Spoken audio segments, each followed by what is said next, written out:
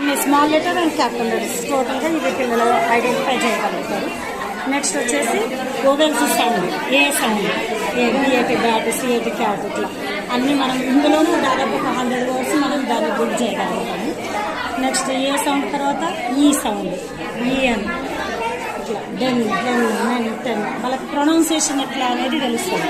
ఇది చూపించేటప్పుడు మనం ఫోన్లో కూడా ప్రొనౌన్సియేషన్ అనేది పిల్లలకు వినిపించవచ్చు.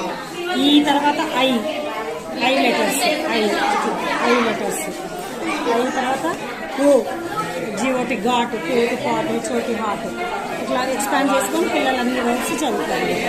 నెక్స్ట్ యూ సౌండ్, యూ తోటి. నెక్స్ట్ ఇది యూజ్ ఆఫ్ దిస్ దట్, ఇక్కడికి వచ్చేసరికి మనకు సెంటెన్స్లు వచ్చేస్తాయి. ఇంతసేపు ఏమో words. This is an apple, ఒకవేళ ఇది లాంగ్ ఉందనుకో అప్పుడేమంటాము that is an apple. This that దగ్గర నుంచి